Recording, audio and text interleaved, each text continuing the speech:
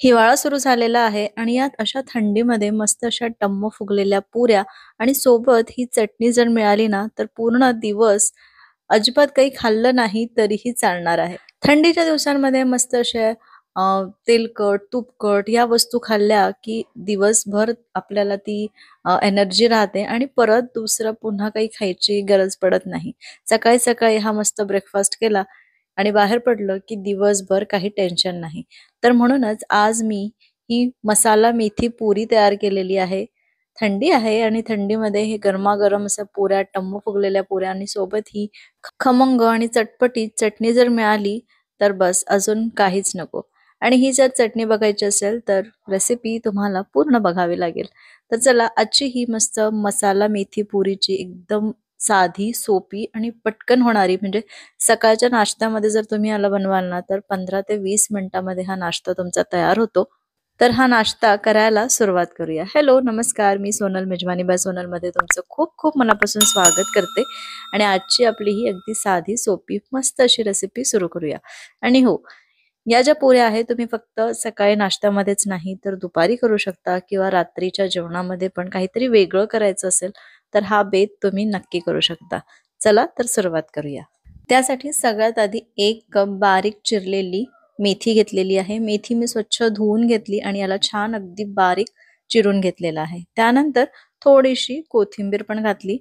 आता अगदी छोटे-छोटे बटाटे होते तर 3 बटाटे मी उकडून त्याला असं किसून घेतलेलं आहे. जितकी बारीक किसणी असेल तुमच्याकडे त्या बारीक किसणीनी तुम्ही याला किसून घ्यायचं आहे.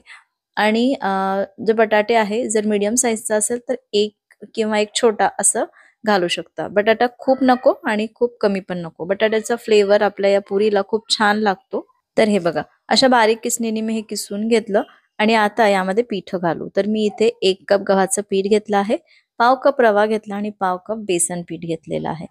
हे जे प्रमाण आहे अगदी परफेक्ट आहे. खूप मस्त अशी खमंग आपली ही पुरी तयार होते. आणि यामध्ये तुम्ही पाव कप ज्वारीचं पीठ सुद्धा घालू शकता. मी आज घातलेलं नाहीये. त्यानंतर चवीपुरतं मीठ घालू. पाव चमचा हळद घातलेली आहे. 1 चमचा तिखट घालू. त्यानंतर 2 चमचे मी इथे तीळ घालत आहे. तिळाने आपली ही जी पुरी आहे ती दिसायला पण छान दिसते आणि तीळ तळल्या गेल्यानंतर पण मस्त खमंग लागते. त्यानंतर आता एक मस्त असा मसाला तयार करून घेऊ. त्यासाठी अर्धा चमचा ओवा, अर्धा चमचा बडीशेप, अर्धा चमचा जिरे घेतले आणि 1 चमचा मी इथे धणे घेतलेले आहे. आता हे थोडंसं भाजून घ्यायचं आणि याला मिक्सर मधून बारीक करून घेऊ. तर हे बघा, हे थंड झालेलं आहे. आता आपण याला मिक्सरच्या पॉटमध्ये घालू आणि जितकी शक्य असेल तितकं बारीक वाटून घेऊ. कारण हे जर बारीक वाटलं नाही ना तर आपली पुरी फुगणार नाही. त्यानंतर यामध्ये 2 मिरच्या, 3 ते 4 लसणाच्या पाकळ्या आणि अर्धा इंच आलं हे पण बारीक करून घ्यायचं आहे. आता इतकं एकदम बारीक पेस्ट तयार झाली पाहिजे. पहिले सुरुवातीला पाणी न घालता हे बारीक केलं आणि त्यानंतर थोडंसं पाणी घालून छान अशी बारीक पेस्ट तयार करून घेतली. तर हे बघा, या पद्धतीने मी मस्त अशी बारीक पेस्ट तयार करून घेतलेली आहे. आता आपण हे या पिठामध्ये घालून घेऊ. ही जी तयार पेस्ट आहे मी पूर्णच वापरणार आहे. इथे जे प्रमाण दिलेलं आहे अगदी परफेक्ट आहे आणि हे जे प्रमाण आहे हे सगळं मी डिस्क्रिप्शन बॉक्समध्ये पण दिलेलं आहे. आता यामध्ये मी 1 चमचा तेल घातलं आणि हे छान सगळं आधीच कोरडंच मिक्स करून घेऊ. पाणी न घालता आधी मिक्स करून घेऊ म्हणजे हे सगळे मसाले वगैरे आहे ते सगळ्या पिठाला लागेल. आणि त्यानंतर नॉर्मल पाण्याने आपण हे भिजवून घेऊ. तर हे घट्टसर भिजवायचं आहे, अजिबात पातळ करायचं नाही. यामध्ये आपण मेथी घातलेली आहे, मीठ घातलंय, त्याच्यामुळे काय होतं त्याला पाणी सुटतं आणि म्हणूनच जरी रवा असला, रवा फुललेल तरीही आपल्याला हे घट्टच मळायचं आहे. तर हे बघा, मी या पद्धतीने घट्ट मळून घेतलं. थोडंसं तेल घातलं आणि परत एकदा छान मळून घेतलं. आता याला अजिबात रेस्ट वगैरे द्यायचं नाही. रेस्ट जर दिलं तर हे जे पीठ आहे ते सॉफ्ट होऊ शकतं.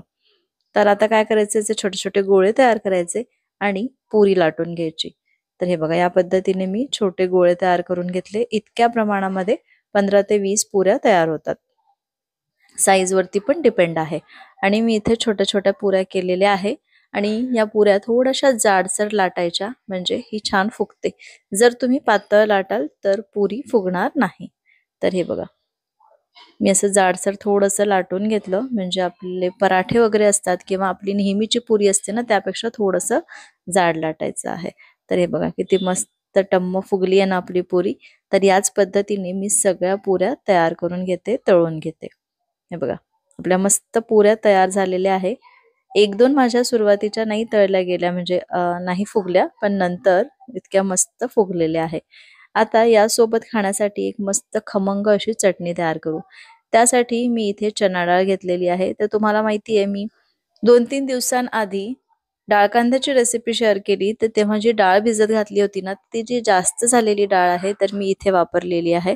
आणि ती डाळ कांद्याची रेसिपी जर तुम्ही बघितली नसाल, तर नक्की जाऊन बघा आणि करून बघा. खूप अप्रतिम लागते.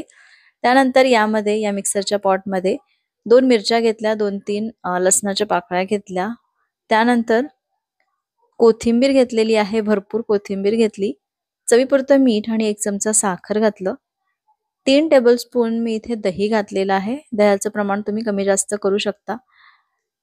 त्यानंतर थोडंसं पाणी घालून ही मस्त अशी चटणी वाटून घेतली. तर हे बघा किती मस्त आपली चटणी तयार झालेली आहे ना.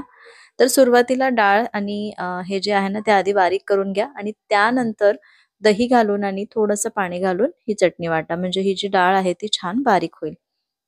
तर आपली चटणी तयार आहे, मस्त पुऱ्या तयार आहे आणि या टम्म फुगलेल्या पुऱ्यांसोबत ही चटणी अप्रतिम लागते. एकदा नक्की करून बघा. रेसिपी आवडली असेल तर एक लाईक करा आणि काही सजेशन्स असतील, काही चुकलं असेल किंवा काही तुम्हाला असं वाटत असेल काही छान रेसिपीज तुमच्याकडे असतील, त्या मला कमेंट बॉक्समध्ये नक्की लिहून कळवा. मी त्या सगळ्या रेसिपीज तुमच्याशी नक्की शेअर करेन. तर या हिवाळ्यामध्ये ह्या मस्त अशा मसाला मेथी पुरी तयार करा, सोबत ही चटणी करा. शिवाय ही जी पुरी आहे ना, तुम्ही संध्याकाळी चहासोबत वगैरे पण एन्जॉय करू शकता. तेव्हा चटणी वगैरे करण्याची गरज नाही. मस्त पुऱ्या करायच्या आणि सोबत गरमागरम चहा किंवा कॉफी ठेवायची. आहा! ते पण एकदम मस्त कॉम्बिनेशन आहे. तर तुम्हाला ही पुरी कशासोबत खायला आवडेल मला कमेंट करायला विसरू नका. रेसिपी आवडली असेल तर एक लाईक करा, जास्तीत जास्त शेअर करा आणि अजूनपर्यंत चॅनलला सबस्क्राईब केलं नसेल तर प्लीज सबस्क्राईब करा. कारण छान-छान रेसिपीज मी शेअर करते आणि आता हिवाळा सुरू आहे. तर हिवाळ्यामध्ये मस्त अशा भाज्या मिळतात आणि या भाज्यांपासून छान-छान रेसिपीज मी तुमच्यासोबत शेअर करणार आहे. मी ऑलरेडी प्लॅन करून ठेवलेला आहे. तर जर चॅनलला सबस्क्राईब केलं नसेल तर नक्की सबस्क्राईब करा. पुन्हा भेटते अशाच एका मस्त रेसिपीसोबत उद्या दुपारी 2 वाजता. तोपर्यंत बाय बाय.